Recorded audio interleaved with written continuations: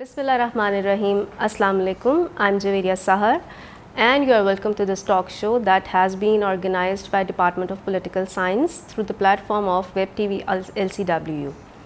The purpose of this talk show is to commemorate Takbeer Day and discuss the significance of the position of the nuclear power.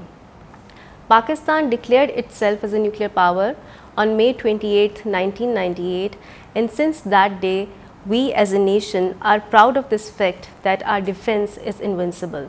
But there are different schools of thought that have certain apprehensions regarding the position of nuclear power as a means of security by underdeveloped economies. We have invited Dr. Aisha Shehzad, in charge of Department of Political Science, and Dr. Sadir Mahmood Falki, Assistant Professor, Department of Political Science, to discuss these apprehensions. So let's start our discussion with our first discussant, Dr. Sadir Mahmood Falki. Welcome to the talk show, Dr. Falki. Thank you for being with us. So what is your point of view regarding the position of the nuclear power? Thank you very much, Javeria, for inviting me to discuss my views on the topic concerned. Pakistan is a nuclear state and it is a matter of pride for all of us. But I want you all to look towards some of the crucial facts about Pakistan in 2022. United Nations Human Development Index of 2021 places Pakistan at 154th out of 189 countries. So let's see what Pakistan has contributed toward its education sector for elaborating the choices of its population and making them a constructive human resource. United Nations has a minimum criteria of 4% of GDP of a country to invest into education. But unfortunately, throughout the years, Pakistan never spent 4% of its GDP on education sector. And if you look toward, it remained below than 2%. And currently, Pakistan is spending almost 1.5%. Former Prime Minister Imran Khan repeatedly asserted that almost 20 million children are out of school. And if you look toward the literacy rate of Pakistan, you will find out that it is 60% and it is stagnant since 2014. And the sad thing about the literacy rate is that the criteria to gauge literacy rate is quite low. It is about the population of age 15 who can just read and write a statement. So it means that there is less skillful labor force or the people who are educated or who have political awareness. So it means that most section of the population is not able to contribute toward the development of state. Now let's move toward the health sector, because United Nations has a minimum criteria of 2% of GDP of a country to invest on a health sector. But health issues in Pakistan are more deadlier than militancy and terrorism. Why? Because Pakistan is just spending 1% of its GDP on a health sector. And if you look toward the data, you will find out that, for instance, almost 700 children on each day die due to diarrhea. And the food security among the household are almost 40%. And if you look toward the economic condition of the larger section of Pakistani population, so you will find out that 1/3% of the Pakistani population is living under the poverty line. And as well as poverty ratio is concerned, in 2020, the poverty ratio was 39.3%. And alarming thing is that it did not decline. In 2021, the poverty ratio is 39.2%. Now, we are living in an age of globalization and digitalization, where state security cannot be assured just by focusing on conventional and nuclear weapons. So we are not considering defense expenditure or maintenance of conventional weapon and nuclear ability, but we will have to see the emergent challenges in the contemporary world.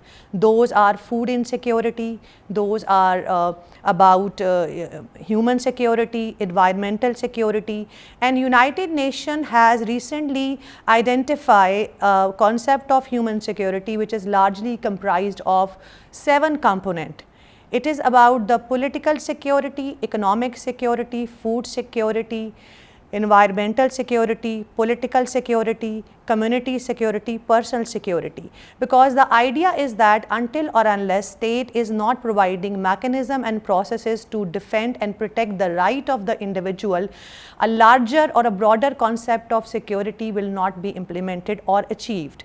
So point is that Pakistan, despite the fact is a nuclear state, it is largely overlooking the human security concept, because if larger section of the population is not empowered through education, they are mentally or physically not protected by providing them adequate mental and physical health facilities, and if their issues are not addressed, so definitely there would be a communication gap between the governors and the governed, and there would be more political instability, political violence, militancy and such kind of other issues.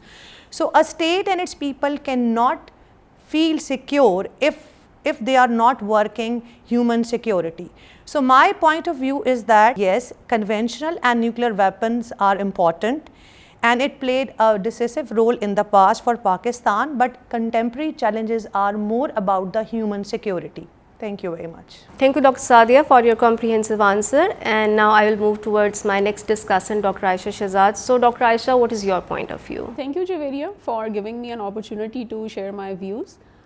Before answering your question, I would like to acknowledge Dr. Sadia's apprehensions, as she talked about that developing economies are not able to bear the burden of heavy defense budgets, and especially when they entangle in arms race that put constraints on their economies.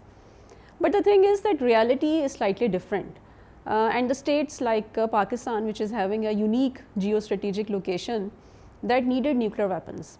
Because it was mandatory to keep the bargaining position at the global level and to come on equal footings with India. And second important thing, that since the time of its inception, the fear of Indian military dominance has been looming over the civil and military leadership in Pakistan. That's why they never compromised nuclear program despite all international pressures, right from Symington Amendment, Pressler Amendment, Brown Amendment, and even CTBT, which is not signed by Pakistan, because again the India was not the signatory. So from all perspectives, Pakistan is having existential threat from India. That's why nuclear program is mandatory for our security. And third important thing is that India is having a nuclear deal with US, but Pakistan is not having such a deal with any major power. So again, this Indo-US deal in 2005 disturbed the strategic balance in South Asian region. So I must say that nuclear program is the topmost priority for the border security of Pakistan, as we know that our defense policy, our foreign policy has always been Indian centric. So in this perspective, we see that nuclear program provides a deterrence against India. And last but not the least, I again acknowledge all the comments which she gave about the human security, food security, and the contribution of the budgets on education and health. But despite the human security, I think border security is more important, and that is preconditioned with nuclear weapons in the present age of and we can't compromise. And last of all, from this platform, I also pay homage to Dr. Abdul Qadir Khan, the founder of our nuclear program, and I think this nation really feel proud for that. Thank you. Thank you, Dr. Aisha, for your comments, and I would conclude this discussion that there is no denying the fact that human security is an integral part of the security, but when it comes to the border security, all other flaws are covered. And I hope that this discussion of our honorable guests will provide ample food of thought for our students. Thank you very much. Pakistan Zindabad.